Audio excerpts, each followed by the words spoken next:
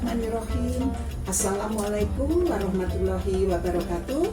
Bertemu lagi dengan Umi Nini Kawa dalam Sirah Nabawiyah, kisah Rasulullah SAW, bab yang ke-49.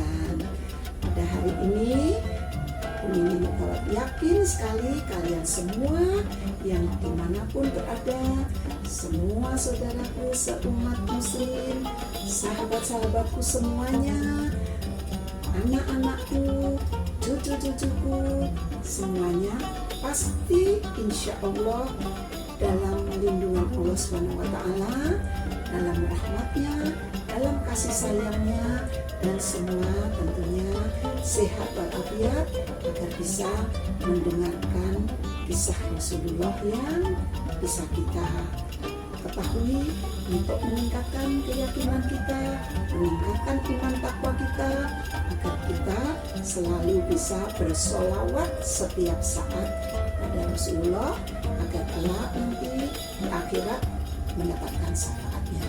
Amin, amin ya rabbal alamin.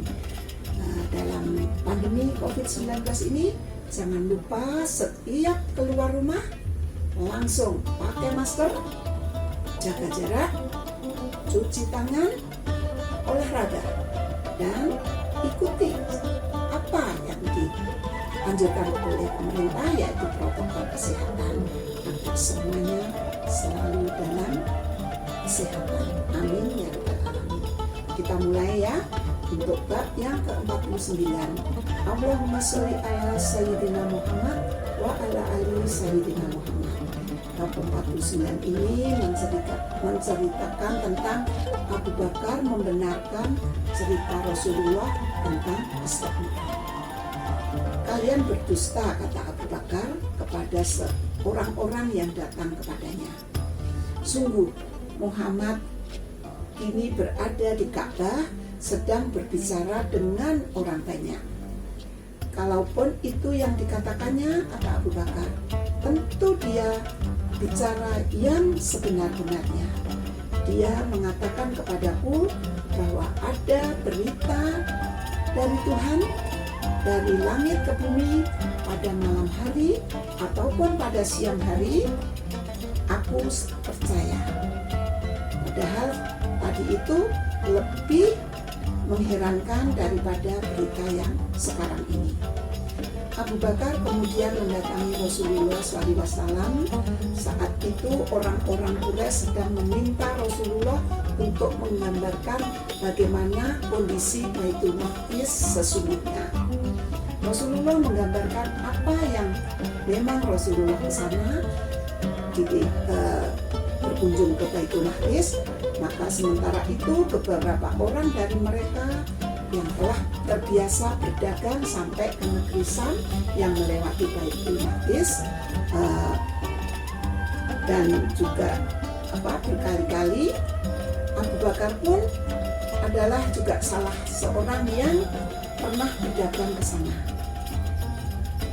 Mendengar Rasulullah begitu tepat menggambarkannya kondisi Baitul Maqdis, keadaan yang di sana Baitul Maqdis, Abu Bakar berkata di hadapan semua orang bahwa Rasulullah, saya percaya.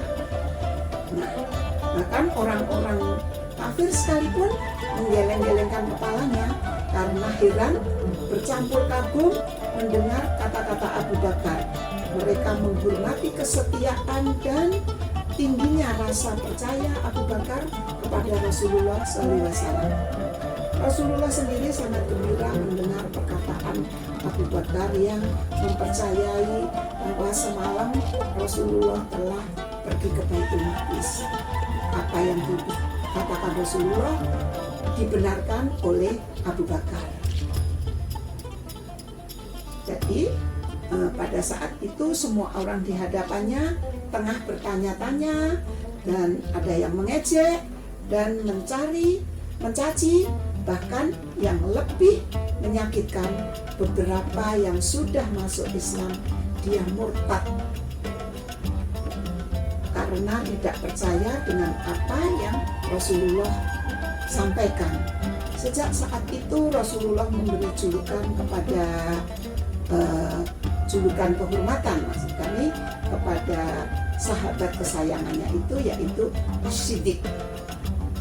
Kepada Abu Bakar artinya adalah yang tulus hati, yang sangat jujur.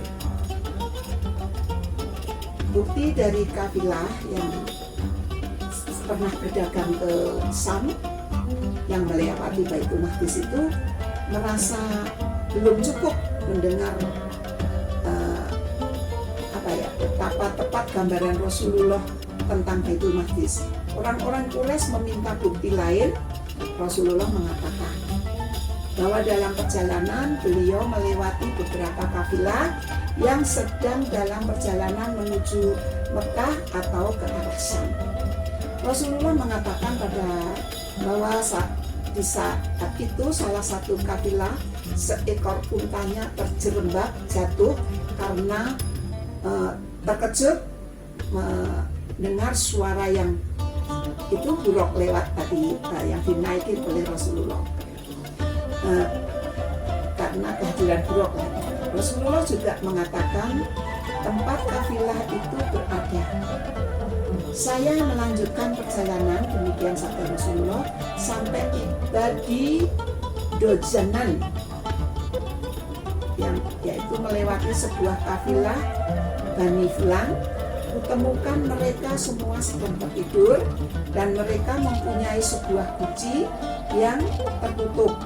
Saya membuka tutupnya dan meminum air itu lalu menutupnya kembali. Sudah menjadi kebiasaan kafilah Arab untuk menyediakan guci yang berisi minum yang biasa dinikmati oleh siapapun yang memerlukan tanpa izin yang punya. Bahkan biasanya juga guci itu disediakan diisi oleh susu di samping air. Sebagai bukti kafilah itu sekarang sedang menuruni dataran tinggi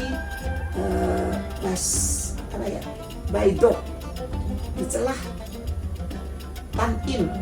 Kafilah itu dipimpin seekor unta berwarna kelabu dengan muatan 2 kantong, yang satu hitam dan yang satu lagi kantongnya berwarna belang.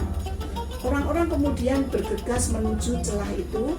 Mereka menemukan bahwa unta pertama yang mereka jumpai sedang memimpin kafilah memang persis apa yang digambarkan oleh Rasulullah SAW. Orang-orang juga bertanya kepada anggota kafilah itu tentang guci air. Ketika kami bangun pada pagi hari tadi, guci itu masih tertutup, namun isinya sudah kosong. Padahal semalam guci itu penuh berisi air, jawab anggota kafilah tadi. Orang-orang saling berpandangan, mengakui apa yang dikatakan Rasulullah SAW. Terlebih lagi setelah itu mereka bertanya pada rombongan kafilah lain tentang unta yang terjerembab. Kami memang terkejut mendengar sesuatu seperti apa yang bergerak cepat di langit. Sesuatu itu membuat seekor unta kami terkejut dan terjerembab. Demikian bukti-bukti kebenaran Isra Mi'raj sudah begitu kuat, namun yang namanya Abu Jahal tetap tidak percaya apa yang dikatakan oleh Rasulullah SAW.